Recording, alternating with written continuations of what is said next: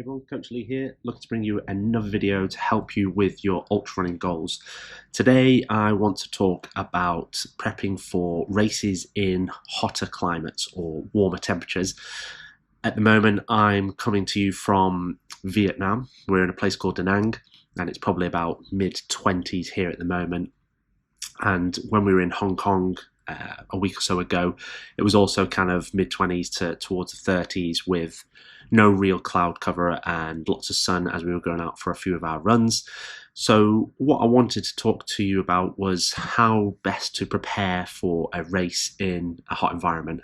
And some of you might be looking at this and thinking, well, that doesn't really apply to me if I'm racing in the UK.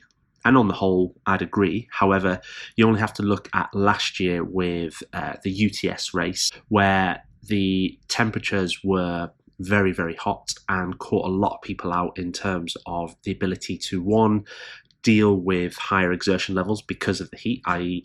your heart rate's naturally going to increase at the same intensity just because of being in the warmer temperature in your body, obviously trying to cool itself down. And the other one is the increased energy demand to deal with that ability to produce sweat and cool, and the effect it has on your ability to take on food and nutrition, which then obviously again hampers performance if you're unable to stick to the nutritional plan you originally had. And in part of that as well will also be foods that you will have trialed and tested in cooler climates may be really difficult to either chew or just enjoy or even swallow when you're then trying to take them on board in hot temperatures.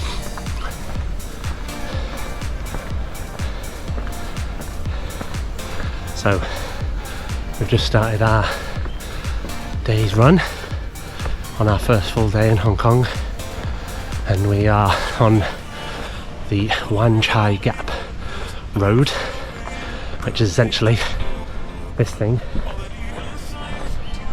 and it's just a big hill and obviously quite warm. And there's Jane, she's hanging out. We had a bit of a mental drinking session last night, so yeah, we're walking the hill. I'll show you some more of the route as we get to it.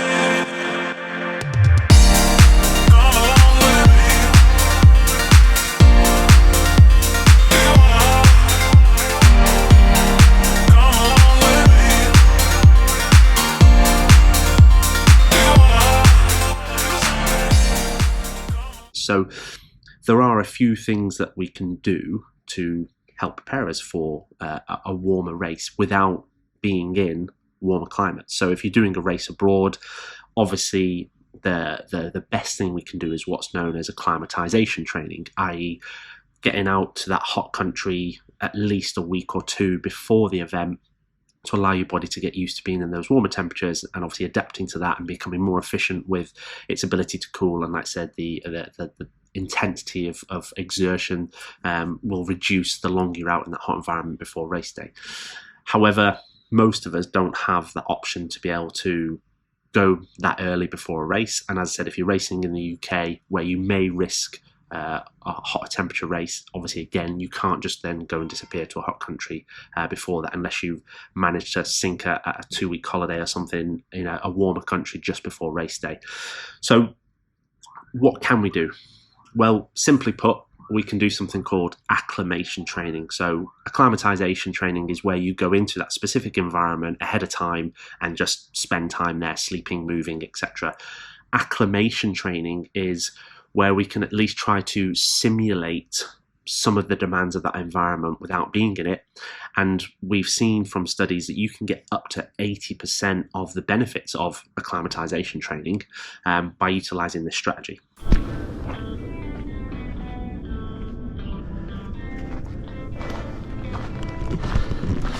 So we are just starting the Dragon's Back walk, which is supposed to be going to Big Wave Bay, and it's about a 7k route, but we've just seen a sign that says there's a part of the route that's closed so that we can't get to Big Wave Bay. However, there are some other footpaths on the map that aren't the Dragon's Back walk, so we're going to look if we can amalgamate the two and still get to the beach. We'll see. But it's a bit of a climb to start and then pretty much flat, so we've got lots of stairs, and we'll report back in a bit.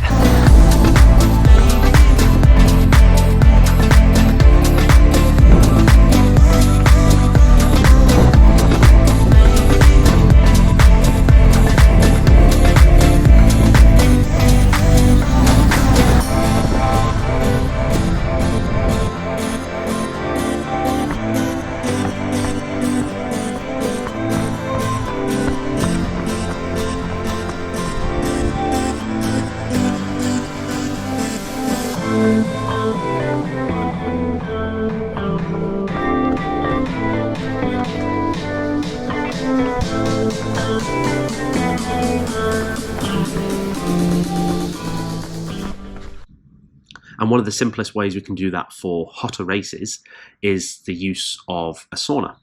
So we know that the improvements are realized fairly quickly, usually within 7 to 10 days, but they only last for about 48 hours. We also know the dosage amount is going to be relatively short, probably about 30 minutes to 40 minutes. But we need to do that obviously every day, because we've seen that after a couple of days we start to lose those benefits. So the easiest strategy that we can adopt to get some acclimation training before a potentially hot race, so if we use UTS as an example, it may not be a scorching hot day like it was last year. It might be cold and rainy, but if there's even a sort of an inkling that there is going to be some warm weather, which obviously you can start to look at weather reports a couple of weeks in advance nowadays, and whilst they're not 100% accurate, it's still going to give you a rough idea of the temperatures, and certainly a week before the event you're going to get a relatively accurate description of the temperature, at least, even if there's not necessarily a good description of whether it's going to be raining, cloudy, etc. You're probably going to get a good idea of the temperature it's going to be on that day. And as I said, 7 to 10 days is the ideal period for acclimation. So if you're looking at weather forecast 7 days before, if it's going to be mid-20s and beyond, then you probably want to look at adopting this acclimation training. And it's all you got to do is find a sauna, sit in it for 30 minutes to 40 minutes, do that for 7 days straight, and that will massively improve your ability to handle hotter climates. It is literally that simple. If you can't stand the thought of being in there for 30 to 40 minutes, you can reduce it a little bit by doing some form of physical activity beforehand and then going straight into the sauna, i.e. going for a run or doing a gym session and then jumping straight into the sauna, so that your body temperature is already raised, and that kind of negates some of the time it takes to get to a certain body temperature before we start to get the benefits. And then you could probably get away with about 20 minutes, but you still need to do it every day. Like we talked about, the benefits of this are realized quickly, but they're also lost very quickly. And you literally want to do that up until the day before the race day, because we know it takes 24 to 48 hours for you to lose those benefits. So you want to make sure that you're doing it literally up till the day before your race. And that's it. That will improve your body's ability to produce sweat, to cool, but also cost less energy to do that, which obviously then allows more energy to be diverted to physical exertion, i.e. moving across the course, and obviously digestion of your food.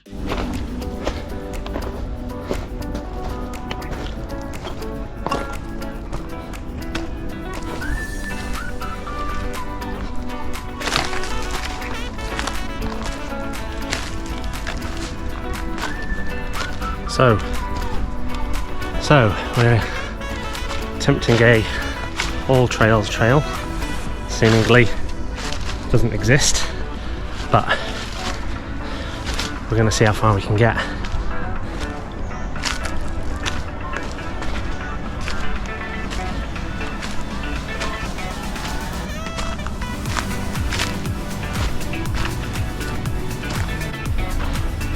Well, I opened it up a bit now after moving through a load of cobwebs. Don't know if they've got poison spiders here, do they? We're too late now anyway, we're in amongst it. So yeah, we're now across.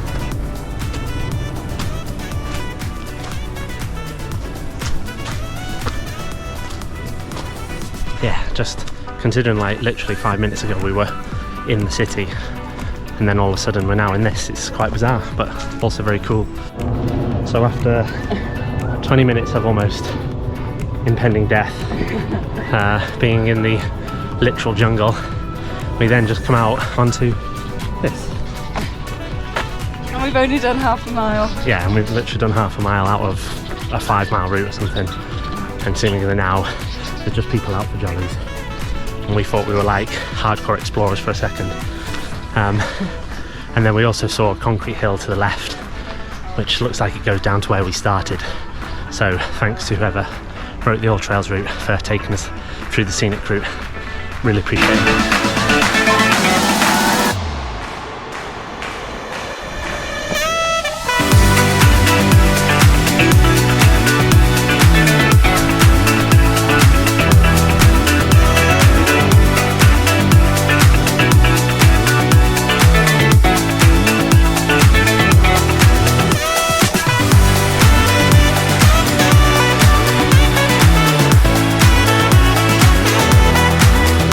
Yeah. Nice. Well, we made it. Slight detours all over the place because the guy's All Trails route was rubbish. My fault for not checking the comments, but we've now made it to the beach. The sun's out and the sea will hopefully be warm. The other thing that we can try to utilize to help us with hotter environments is having some other options for nutrition. Now this is going to be a bit challenging because, again, for you watching from the UK, we don't get a huge amount of hot days, but that's going to be an opportunity for you to practice nutrition and whether or not it works in cooler climates or whether it works as well in hotter climates as it does in cooler climates. And you may find that some foods do and some foods don't. So then you need to come up with strategies of alternatives for, again, a potential hot race, and especially if you are going abroad. I made a big error when I was training for Marathon des Sables and utilising Cliff Bars in the UK.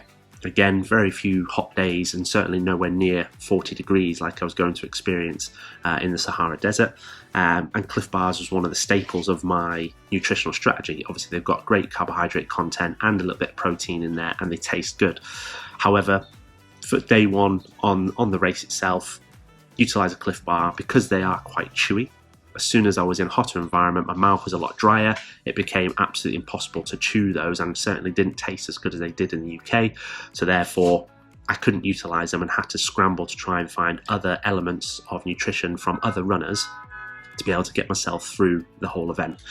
So if I'd practice a little bit more in hotter climates or really try to find some hot days throughout the UK and go, right, this is going to be a perfect day to test nutrition, I probably would have realised that Cliff Bars wouldn't have been suitable and adapted that accordingly. And so again, whilst if you're doing something like UTS this year, it's probably going to be quite a challenge to get that in now before before the race itself, but keeping an eye on weather forecasts and stuff for your long runs. And again, if you find that there's a hot day, use it as an opportunity to test some other products, but also the ones that you are going to rely on to see if they do handle the heat well. Obviously, alternatives are things like carbohydrate drinks and stuff like that, because that will obviously go down no matter what. But again, you still want to utilize some whole foods on race day. So again, practicing with some different bits and pieces in hotter environments and just making sure they still work, so that you've got a solid nutritional plan, whether it's a cooler day or whether it's a hotter day. And those are the two main factors that you really want to consider to prepare for a race in hotter environment. Hope you enjoyed the video. If you've got any questions at all, please chuck them in the comments below. And if you want any specific content covered that's going to help you as an individual get the best out of your ultramarathon training, again, don't hesitate to ask by chucking it in the comments and I'll make a video for you. If you could just like and subscribe channel, get this to as many runners as we can, so that we can again make this season the best for as many ultra runners as possible. And if you want to get in touch directly via email, my email address is lee@ultramarathonccoach.co.uk. Happy to answer any questions over email too. If you want to join my online ultra running community, the link is in the description below. This is the last couple of days before the price goes up at the start of February. So now's your chance to get in there for a bargain price of less than £1 per day, getting you a bespoke program, a big community of runners asking questions and helping each other out, strength routines, live Zoom calls every month with myself to go through your training plan and obviously give any other advice, and lots of other great content such as my Ultramarathon Masterclass course. Like I said, the link's in the description below.